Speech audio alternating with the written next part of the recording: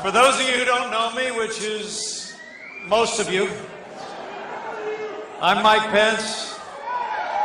And just a few short weeks ago, I was honored and humbled beyond words to be nominated to run and serve as the next Vice President of the United States of America.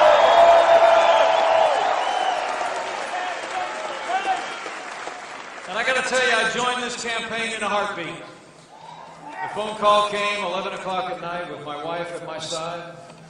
I heard that familiar voice on the other end. He said to me, "Mike, it's going to be great." And I said, "Yes, because you've nominated a man for president who never quits.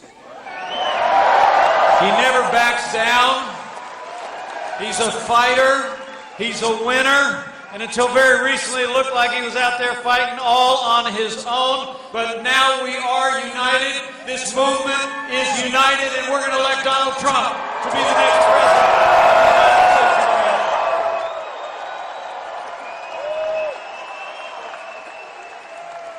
I mean, to get to know this good man, I just have to tell you, I come from south of Highway 40 in Indiana. We talk kind of straightforward and plain down there. And all I can tell you is Donald Trump gets it, right? I mean, he understands the frustrations and the aspirations of the American people more than any other leader in my lifetime since Ronald Reagan. He's a genuine article. He's a doer in a game usually reserved for talkers. And when Donald Trump does his talking, he doesn't go tiptoeing around all those rules of political correctness that the political class lays in the way of men and women that are trying to make a difference. He says it like it is, and he will make America great again.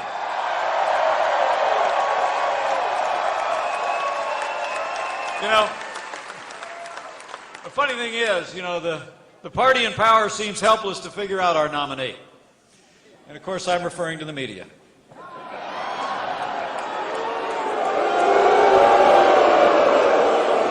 I mean, think about it.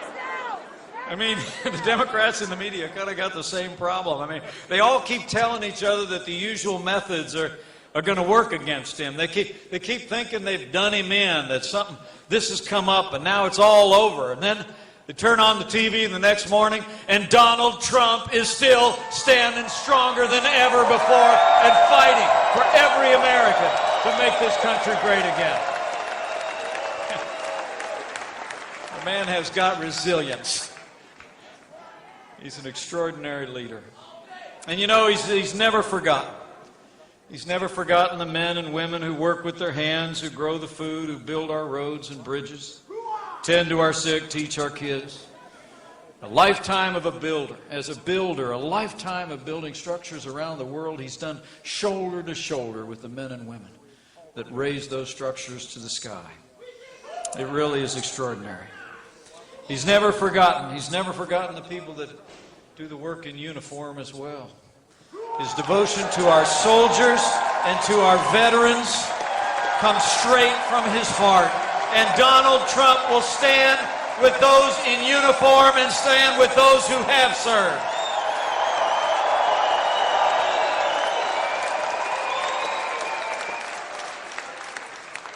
And I'll tell you what, as Chief Law Enforcement Officer of the United States of America, President Donald Trump will support our law enforcement community with the resources that they need to do the job to protect our families and come home safe to theirs.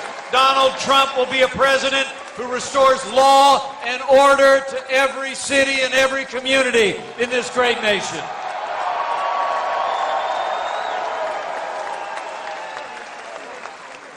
Now, it really is pretty amazing. I mean, at the very moment when America is crying out for something different, crying out for new leadership that'll take our nation back in the direction of strength, the other party has answered with a stale agenda and the most predictable of names.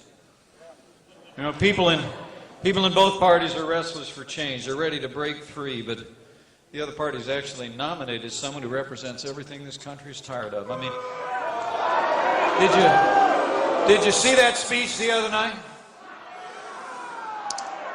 I watched, honestly, I watched most of it. Actually, I watched most of the speech. I didn't really see all of it. I actually had as hard a time staying awake as her husband did.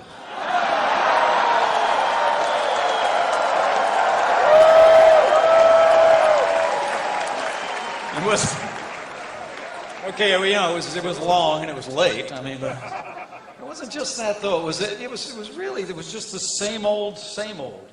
Did you notice that? I mean, more taxes, more spending, more borrowing, more bailouts, and more Obamacare. And just this week in Omaha, did you hear about that? I mean, the Democratic nominee accidentally spoke the truth. Did you hear about that? She actually said in the speech, I got the quote right here, she said, "We are going to raise taxes on the middle class." She accidentally spoke the truth, but she quickly corrected it. And really, just earlier today, I heard that she was called out by the press for saying that the FBI director hadn't concluded that she had been dishonest and mishandled emails. And what she said today was that she had short-circuited her remarks. Well, let me say, men and women in Wisconsin, for the sake of our security, for the sake of our prosperity, for the sake of preserving the highest standards of integrity in the highest office in the land, let's decide here and now that Hillary Clinton will never be elected president of the United States of America.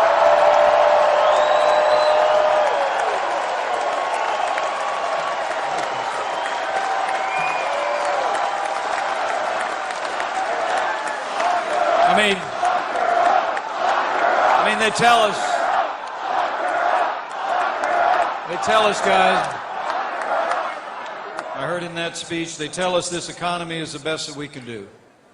The morning after Hillary's speech, official Washington put out the numbers. 1.2% growth in our GDP. The slowest economic recovery since 1949. They tell us this economy is the best we can do, but Donald Trump and I know it's not the best we can do. It's just the best they can do. And when Donald Trump becomes president of the United States, we're going to cut taxes, balance budgets, negotiate strong trade deals, repeal Obamacare, and we're going to put the American people back to work.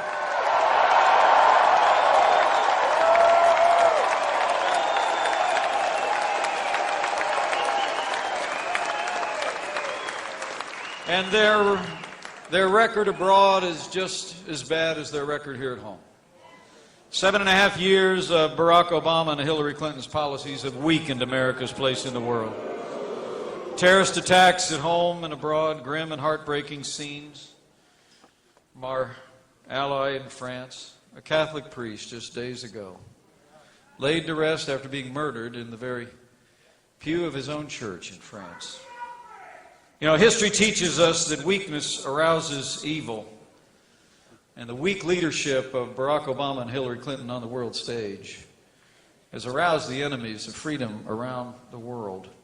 Whether it's moving red lines, feigning resets with Russia, or paying ransom to terrorist-sponsoring states. We cannot have 4 more years apologizing to our enemies and abandoning our friends. America needs to be strong for the world to be safe, and on the world stage, a President Donald Trump will lead with American strength.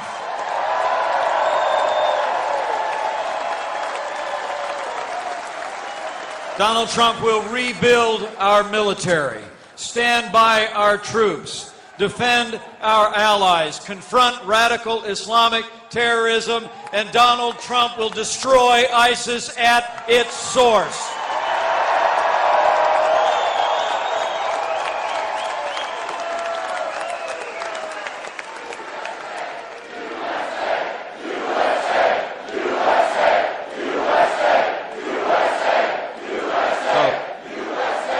So the choice could not be more clear. If If you leave here tonight, go find your neighbors and friends and say it all comes down to this. It's change versus the status quo.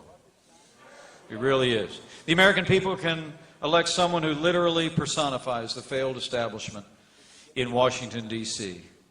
An establishment now that for far too long has been peopled by folks who are used to saying one thing and doing another, while they pile a mountain range of debt on our children and our grandchildren. Or we can do what you all have done. And come November, we can choose a leader, a truth teller, someone who will stand strong on the world stage and fight every day to make America great again. So I say, it is my high honor and distinct privilege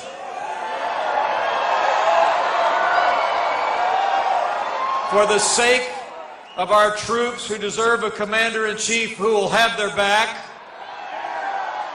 for the sake of hard-working Americans and businesses who deserve a president who will get Washington, D.C. off their back, for the sake of a Supreme Court that will never turn its back on our God-given liberties or our Constitution, I give you the man who must be the next president of the United States of America, Donald Trump.